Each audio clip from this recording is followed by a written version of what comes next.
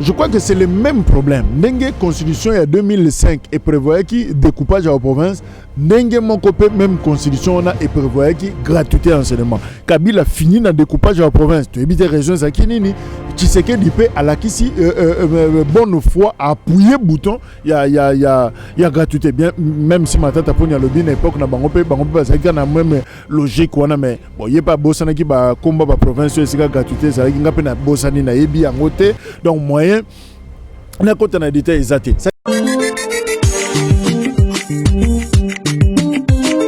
Kuna biso nyonso o bazana bamboka misika balanda kabiso nga Elise Mulanga nazala kana pona bino pona kopesa bino ba information to pe ba nouvelle et actualité politique ya mboka ndenge ezali kolekana bino nyonso boza kolanda solo na ba etando makambo nyonso ndenge ezali kosalema alors na ya marmo bande ko ebele pona kolobela to pe kosala moi analyse ya ba situation politique ndenge ezali kosama na mboka mote na bino lisusu une fois de plus bande ko ya Asie bande ko ya Europe bande ko ya Amérique États-Unis mobimba Canada Montréal vraiment mbote na bino nyonso mbote na bino bande ko na biso nyonso tina Océanie atana awana intérieur il y a République démocratique du Congo et bongo kuna na Bukavu et sika puis président de la République azali ko séjourner pour le moment mote na bande ko na biso nyonso bazali kuna mbote po ete bana Bukavu bazama yele ba ma yele bana Bukavu baza vraiment ma yele ba yebi ko pona o nani tangu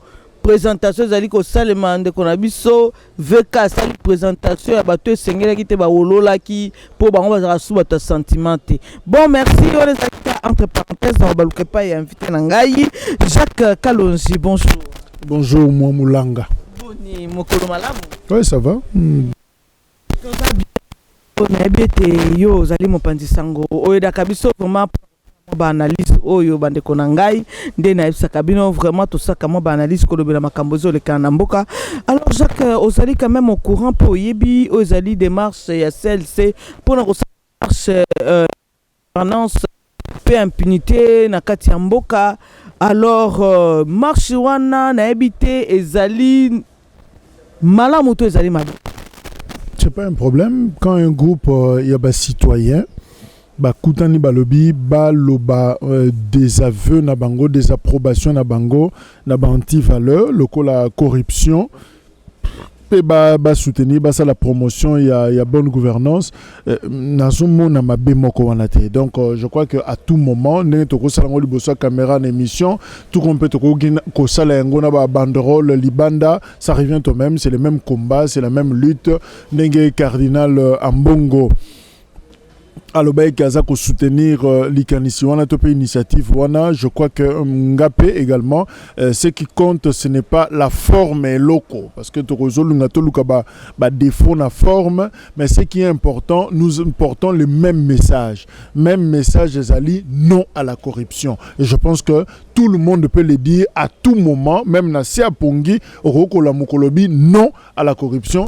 Nazalaki ya solo CLC à chaque ba démarche mais nazalaki ndeko moko atuni likamba lobi mais pendant tout ce temps tango ba justice ezali kosala na mboka muzito aibi mbongo makambo ebele samaki na mboka tomonaki ba marche te pona kosala pona ko réclamer bonne gouvernance ya mboka lelo bazali kosala yango parce que peut-être bazali ko autoriser bango na yango. Non, je n'entre pas dans la politisation. Il y a lutte, on a koluka kotanga ba kombo ya batu, mais dans un total message nakati ya loko wana. Tout commence quelque part.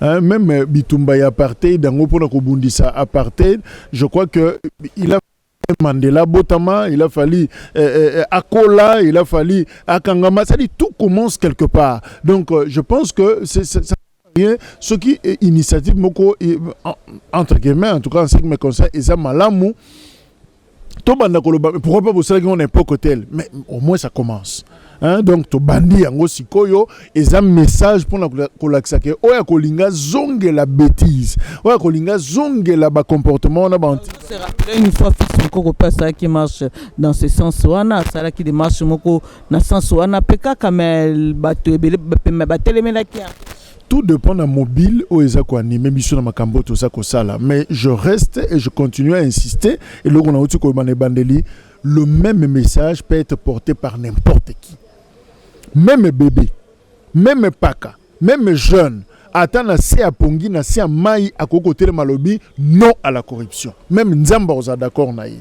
Mais ce que to lingi to politiser makambo parce que c'est Longia Élise, parce que c'est Longia tel, parce que c'est Longia tel, ça c'est un autre débat. Mais nous nous mettons d'accord, Ezabandeko FCC, Ezabandeko ya Cash, Ezabandeko Sogi ya Wapi, il y a la Mouka, Tozoloba, même discours que Toza unanime, nous disons non. Ce n'est pas un acharnement, c'est un acharnement mon côté l'Église catholique contre le président de la République, parce que ce que Oyebi Yango déjà que c'est une branche de l'Église catholique. Le président de la République a décrété enseignement de base gratuit. Jusque-là, l'Église catholique a tellement qu'il y a un enseignement de base gratuit parce que les enseignants ont bazaki ndenge bazaki ko mbongo na ba parents et ko kanite na mbongo l'état les lois azali ko pesa bango par rapport ya bongo sengeli sikoyo ya bango frais to pe ya bango salaire il faut le kanaba école mususu ba école catholique nyonso ya bango frais et sengele le kanaba école mususu dit que bazongi sa bango mbongo na bango nde bazaki ko pesa bango $410 je crois le lot c'est 210 hein, je crois mbongo sengele ba futa bango. Alors au moment on a dit que comme le comment acharnement moko ya église catholique contre le président de la République sans qu'on a personnalisé débat église catholique église protestante Kimbangu c'est autre non.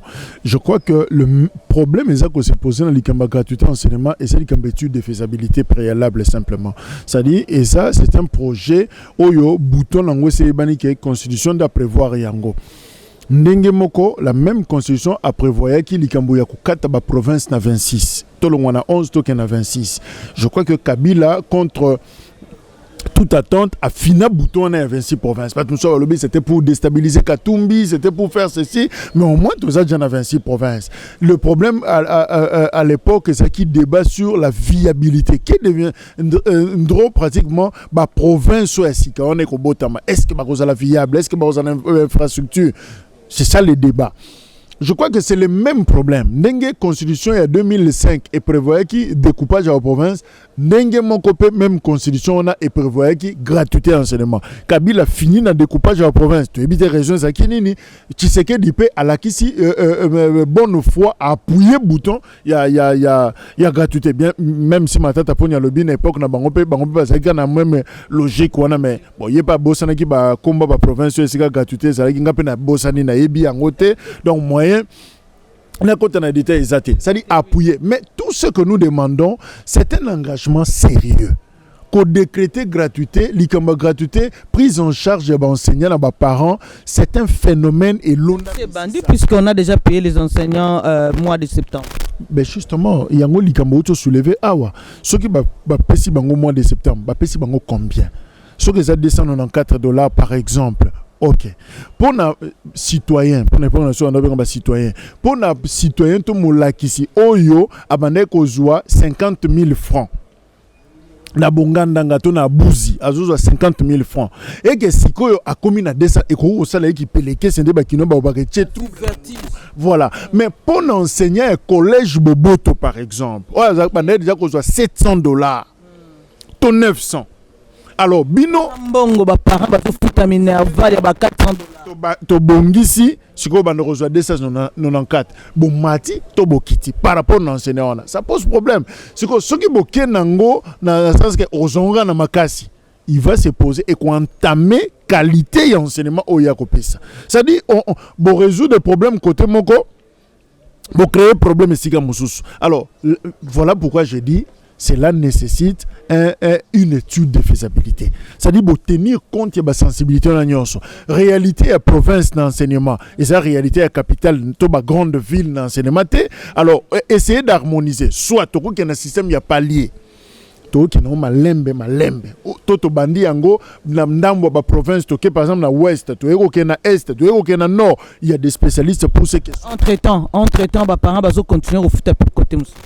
mais justement il y a un désordre dès que quelque part comme na école musu bazo bengana bana ba misamno libanda te ba bloquer bino na kati ya salle et les gina CPRK ça dit ba bloquer bino parce que CPRK m'a dessous loso et zalara ba prisonnier mais ba on a bloqué de 7h à 12h à lier l'oroté à récréation pe moyo bimezate donc à ose la ti 12h mais c'est très dangereux donc il y a un lobby pour te éviter biloko wana nyonso comme le quoi comme zo bana en otage justement pour te éviter yango il fallait une étude sérieuse de la question budget yango moko ya gratuité enseignement selon mes informations to zui eza 2,9 milliards tu arrondir na 3.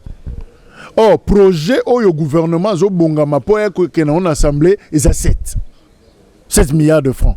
Ce que bolongoli 7 milliards de francs, bolongoli 3 milliards et que pour l'enseignement. Or on a budget na biso balobi 40% qui est dans le fonctionnement de l'institution. à peu près 40%, oui. Ça dit ça pose problème. Est-ce que la République budget la République est prêt à supporter dépenses à mounene il y a 3 milliards. C'est vrai le chef de l'État s'est engagé. Alors là aussi il faut La Banque mondiale les a en mais il y a un autre lobby, l'étude de faisabilité ça n'est bon. Non non, déception bon. Tous bon pas nani par rapport à projet. Ça fait partie de l'étude. Ce que je sais à 3 nana ko so yango. OK, est-ce que tout le monde 1500 ko mon na te biso to tika na 1500 bokabole on katikati. Tout ça ça fait partie de l'étude de faisabilité mais ce qui to kena ngo lokola ba promesse de campagne. Ba dongolo mi so peut pas campagne c'est l'équité déjà. mais ce on a vu ce qui to kena ngo lokola ba promesse de campagne. O yezaka au lobby likambo pour ka go susciter ouais. Mais na souka nango les gens réfléchissent au moins. C'est là où ça pose problème. Tant par exemple président lobby n'a qu'à déplacer tant major n'a qu'à installer yango na Kivu. Yo mona zo salango. Azo salango na noté parce que ça peut yama sécurité. Yo ko ko na Kivu on ezalo ko ndeto sala émission olongo likito déplacer ngo matango likolo kuna. Mais c'est que ça c'est ko uta yo. La procédure est bandaki hein. On le dit bien procédure et je suis là dans likamba procédure. C'est-à-dire, pour nous déplacer tel major au Kenya, il y a un certain nombre de paramètres où il faut qu'on tale. C'est la même chose pour l'enseignement. C'est-à-dire, avant qu'on s'engage, c'est un secteur sensible, il faut des paramètres pour nous tale.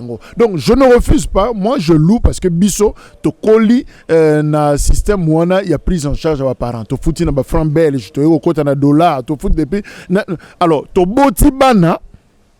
Bah côté na réalité na biso ya to fouté la bango ba enseignant ce qui ba zumo occasion on va ba silisa bango pe ba tango fele moi d'ailleurs ça m'arrange de l'on na Congo ba foutara ba tout na misala mais ce que déjà na roko tangisa moi na sans payer c'est déjà quelque chose pour moi. Je ne peux qu'adhérer dans l'Ikaniswana. Mais ça, c'est de la bonne manière. Et ça, c'est projet moko ko boté la biso ba problème. N'engé découpage à la province, c'est ça les maki. Et faut réclamer enseignement, c'est bon, gratuité, c'est bon, mais bongo ba cahier, bongo ba uniforme et tout ça. titre au sein de ceinture, gratuité à culotte, là ça va poser problème. Donc ne soyons pas gourmands, exigeants, capricieux, mais je crois que sur certaines réformes, il faut se mettre d'accord à un certain moment, peu importe la sensibilité na biso, d'autant plus que ça pour bien il y a ban na biso, je crois que on peut dire yo singeli ba satisfaire ba enseignant wana ba collège boboto, il y a il faut tenir compte parce que motivation ça na collège wana et ça notamment dans enveloppe bazwaka. Alors ce que lobby il fallait ce que ça lokola que ba école mususu lokola ba sana kiinga kuna ba pesi bana ba professeur lokola ba $100 et puis après na ba école mususu ba pesi lokola ba $400 donc faut ba répartir bon mon atterrir dans l'injustice. Études qui permettent que ba tia ba professeur nyonso na standard moko ou soit et comme de manière échelonnée. Hein, pour que et faciliter la frustration et zalaté. Voilà pourquoi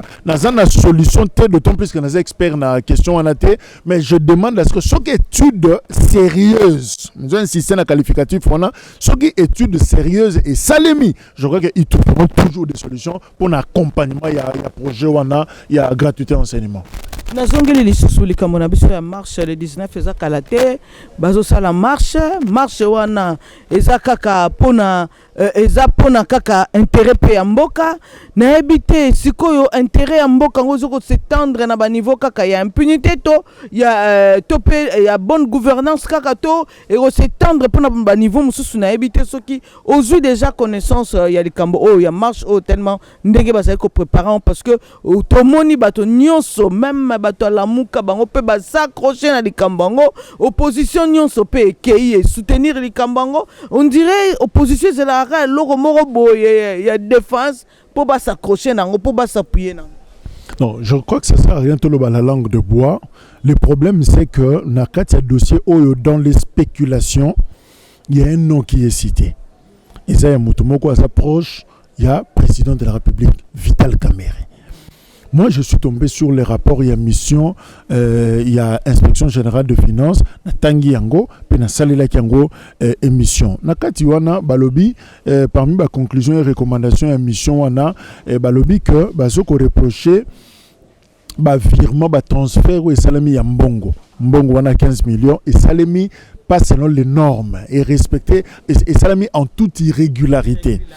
Oh, moutape sa meeting donc ba virement ne salema mbongo le ngona compte que no kota na compte monsieur comité de suivi na moni pièce 15 millions na annexe wana pièce muta signé c'est le directeur de cabinet du chef de l'État Vital Kamerhe je crois daté du 10 mai ou 10 juillet na mona ki lettre na moni na ba extrait ya ba bordereau ya Robank ndenge mbongo e bimi 8 millions.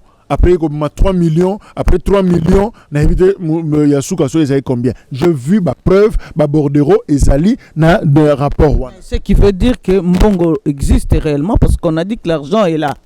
Existe en Wapi. Na compte nini et panzani na ba compte belé ce qu'on a ba compte wana c'est que panzani komba ba compte wana ezoazo e banate kolo nango ce que nani ya kolandango pe to kutango ezate c'est ça le problème l'intention zakinini pe na suka rapport a établi ba responsabilité 3 responsabilités 1 ministère de l'économie na époque wana makambo salemaki alors le ministère de l'économie Asa responsable ya mabe wane salimi. Deuxièmement, c'est-à-dire il a apprécié que l'on a une opération à 15 millions salamité. Moutalibosa responsable ministère de l'économie. Deuxième responsable dans rapport wana page 7. Deuxième responsable directeur de cabinet du chef de l'État. Isa Bisengima natin. Directeur de cabinet Zanemi Mulan yatin. Directeur de cabinet na mois de mai, na mois de juillet, il y a Moulo 2019 comme on est nan. C'est Vital Kamerhe. Donc, troisième responsable est un conseiller chargé à question de finances et puis secrétaire général du ministère de l'économie. Donc, il y a 2 personnes, Basanksi Bango, conjointement, Baza responsable. 3 responsabilités. C'est pas lui qui a disparu. Soki Albert, Soki Yamba, quelque chose comme ça. Voilà, j'ai vu sa photo. Na moni la carte na ye, na adresse, na numéro de téléphone, et ça na katu. Trouvable est-il là? Ça je ne sais pas. Donc aux hommes là que les rapports est clair. Tant bazolo ba que est-ce matin comment muto. Bon, matin comment muto. Yenda ko koloba quand même mbongo salibo. Document de travail. Okay. Alors document de travail ba personnalisé kangote. Ce qui déjà balobi que le directeur du cabinet du chef de l'État bazo tchaye responsable pour l'opération moi samagi na mois de mai. Est-ce que c'est important que ndo lukana nyazaga directeur de cabinet yo ko benga papa vundwa we otuna ye yo biso dossier ezandenge nini? Non. Pour pas aller directeur de cabinet Mobutu. Mais tant balobi directeur de cabinet na mois de mai 2019 c'est qui? Mais ouais, ça en fonction. Alors, c'est un travail. Ba personnaliser ba notant ba komba mutu na poste non adresse non mais ba pièce ça moi kabane monter contre VK parce que à ce qui paraît FCC derrière cette histoire de 15 millions c'est Ezaelo Komoko FCC a monté en gros tout ça pour écarter VK pembeni à chef de l'État. C'est là où maintenant le procureur nous demande à ce que tout c'était Toti Kaye, interférence salaté à Salamoussala pour à confirmer biso, to appeler sa biso vérité judiciaire. C'est-à-dire, à ce niveau, on a relobaté les AFCC et Zanani, est-ce que ça VK, je n'ai jamais dit que VK est coupable dans les Cambouis. Voilà. Le plus important, pour Nanga, on a charge siko et des procureurs. Yenda ko ebisa biso où se trouve la vérité. Et deuxièmement, il y a un pas l'IGF. non, il fait ça, ça, les rapports. Sikoyo, il faut, on a un rapport avec expert. Sikoyo, il faut justice n'a tranché. Qui est coupable? Alors, Yangonga na lobby, est-ce que bande konabiso il y a ceux qui y a solo en combat pour na contre banti valeur, pour la gouvernance na mboka? Est-ce que vous avez zélaté pour toute la globalité comme ça on réagit mbalamoko? Donc au sala yango bien avant que conclusion salima. Par rapport à l'efficacité, opportunité, il y a un moment, je ne sais pas. Ça, c'est pas mon conseil parce que jusque la commission soutenue nos positions nous allons faire la marche pour la bonne gouvernance. Au monité que comme quantité ce que ma B, Nicolas ma B. Alors là, le grand problème est que le procureur n'a pas quitté attention. Pour l'année, parce que maman, à un certain moment, tu perds confiance dans l'institution judiciaire et en cannabis. La cabiso, enquête, belé, nangana yoso, bando, tout nangana pena conclusion, morote na opesa, on a yebate, dossier en soukelawa. Ataba tout le monde là. Et puis sérieux, on a TV. Les enquêtes sont en cours. Nous avons reçu des instructions fermes du chef de l'État, la haute hiérarchie. Nous y travaillons. Mais en fin de compte, bisons sont perdus. Moutakoye bate situation souka et souka wapi. Donc, comme doute waneza, il y a un moment à toute cette population, le procureur enquête.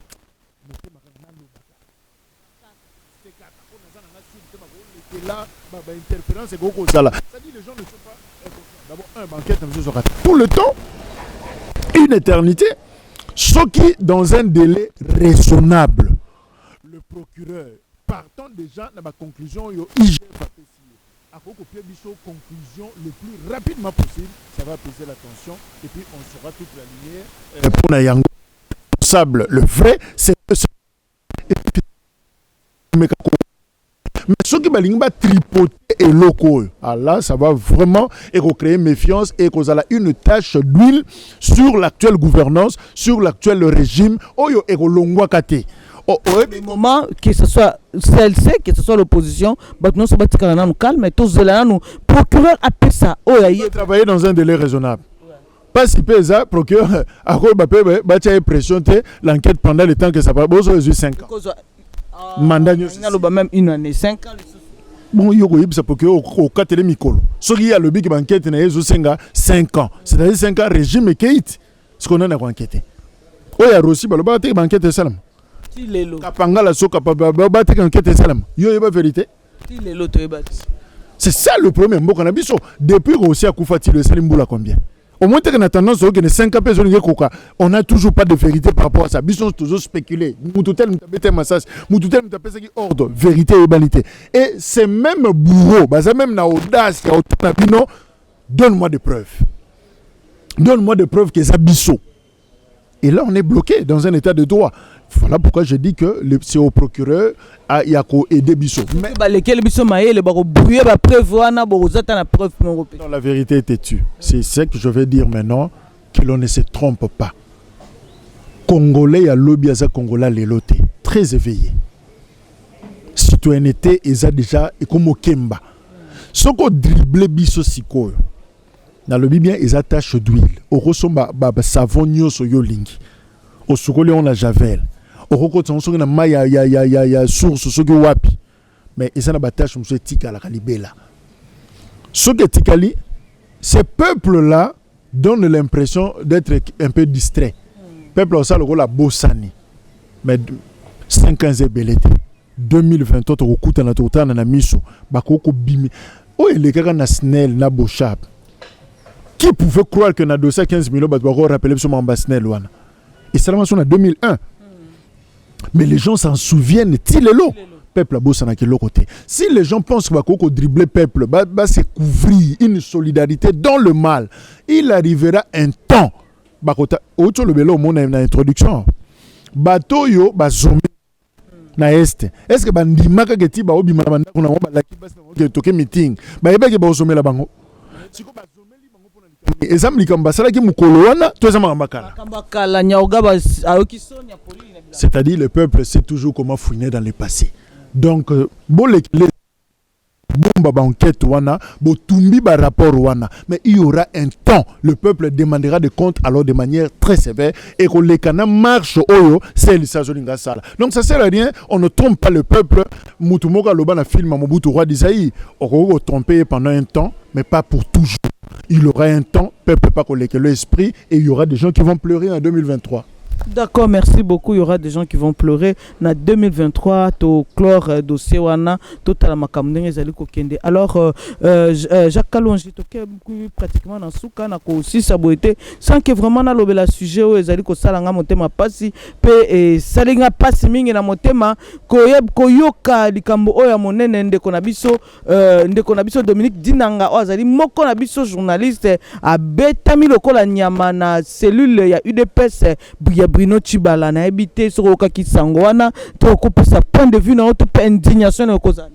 Je condamne ce qui s'est passé, violence au Salemi sur notre confrère Dominique. Et d'ailleurs, il n'y a pas longtemps, il n'y a même pas 2 semaines, la route qu'on présentait hier, rétablissement malade. Dominique Danga, Top Congo. Voilà, le Mbangu. D'ailleurs,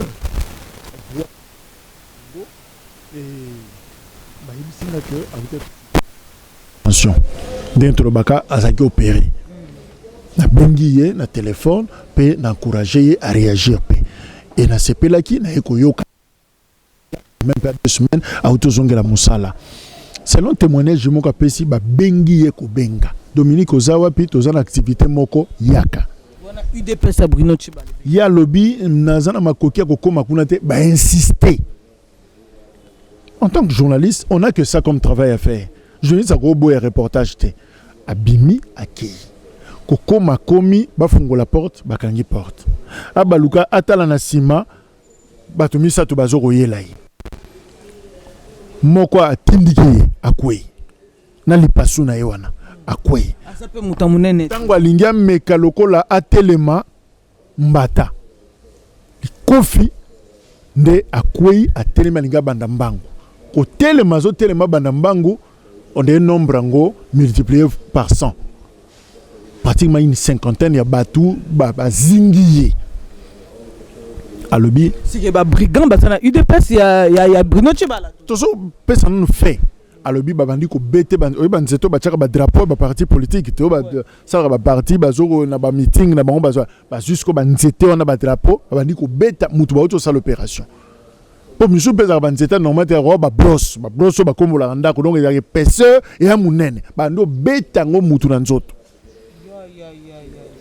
de batu baye ya batu ni même la police bo intervenir qui te ponane o ba militant ba yesa biso soki to intervenir ba ko beta pena biso pour une fois ba policier ba zaki très obéissant soumis ba banki ba tiki ba beti mutu tina suka débat à bonne volonté bah il y a la dernière minute va intervenir voilà de conabiso hospitalisé est-ce que compliqué les sous santé na yeto ezaki déjà fragile ça je ne sais pas encore parce que nan na ke kota la yena hôpitalité et sikazali na landi Christian Lusakweno DG Top Congo a sengi ba enquête et Salema Bruno Tshibala landa qui est en hôpital pour qu'il ne kotala ye et évidemment na qui FFJ organisation na biso journaliste en danger voilà bah c'est balobi Tshibala doit être tenu civilement responsable de la situation wana parce que moyen to identifier ba militant exact mais comme yé mokambi na bango et puis bah c'est l'UDPS Tshibala et bengi journaliste en activité c'est pas yami kendeli na ndenge na ye ayaki sur invitation.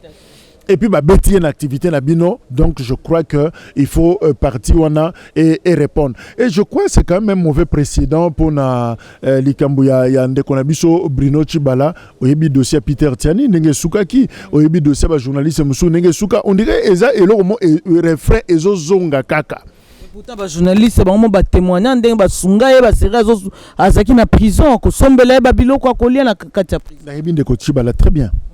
2 jours avant nomination d'un premier ministre, tout y a une rédaction à Bissoawa.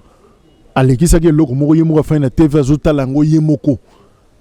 To yeba kite kop ni azaki nango, likamni azaki nango, a faniti tango eleme bando leka ababengi na téléphone. A signaler bato moko balanda. Et puis après 2 jours après, tu vas apprendre que bison so sutuki mutu tozaki na yawa premier ministre. Il venait na bureau na biso fanda. C'est quelqu'un que tu yebi bien. Ou tu côtoyer, tu salinaye na cadre na musalo to sala. Mais ce qui comportement n'est que beti saka. Nous bango sous réserve, ce qui vraiment yem ta kozala simana yango, alors et kozala eloko moko déplorable. Beaucoup les lois sous premier ministre plus un journaliste. Ce que Luka problème na batunyos. Mais que Luka problème na ba journaliste c'était. Il a été premier ministre pendant 2 ans. Si quoi azali sous premier ministre c'était. Alors ce que au côté au fongoli front n'a pas journaliste au bika au vivre ndengeni.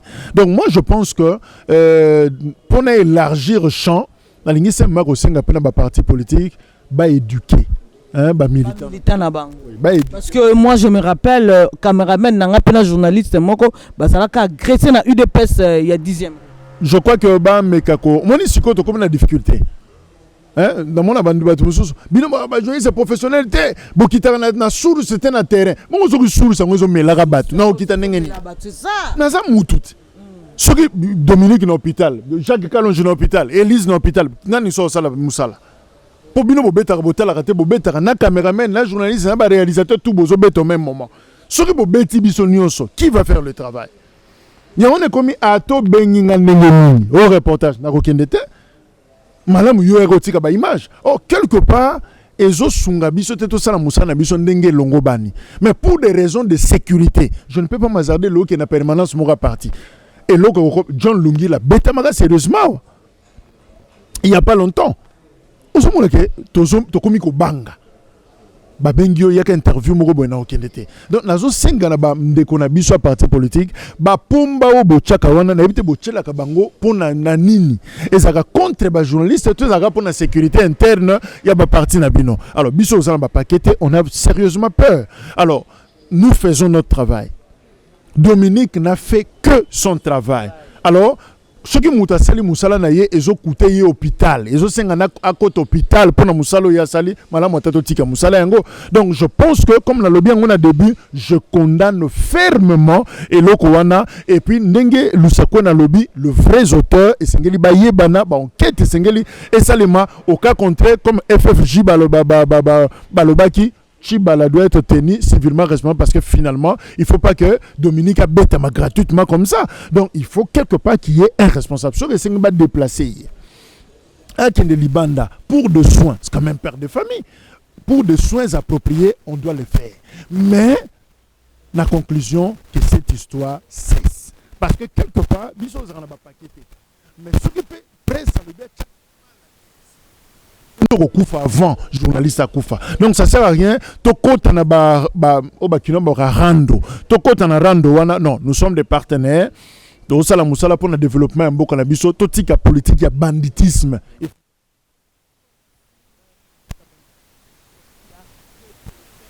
Comprendre en journaliste qui attaque journaliste caméraman yogo digital a simbi caméra ba simbi ba tala nzete tala fourchette ba fabrika ba omo ba souder fourchette tala fourchette moulayi ba luka ba mutayena fourchette na meeting ba yena ngona na activité kuna na UDPS ba yena ngo ba tuba bango kaka pour na ba problème na bango moko interne ba côté ba journaliste na kati vraiment c'est déplorable ce qui va comportement beaucoup ça na ba parti politique. Merci Nabino Bolanda Kabiso, merci bozaka fidèle na Info Congo Masolo bo s'abonner ebele nga Elise Mulanga na salaka na pona bino pona ko salela bino ba ko ya tozolo ba activité kaka politique ya mboka na biso grâce Numbila Diva azaka na pona ko ba fait des sociétés pe culture ya mboka musique nyonso.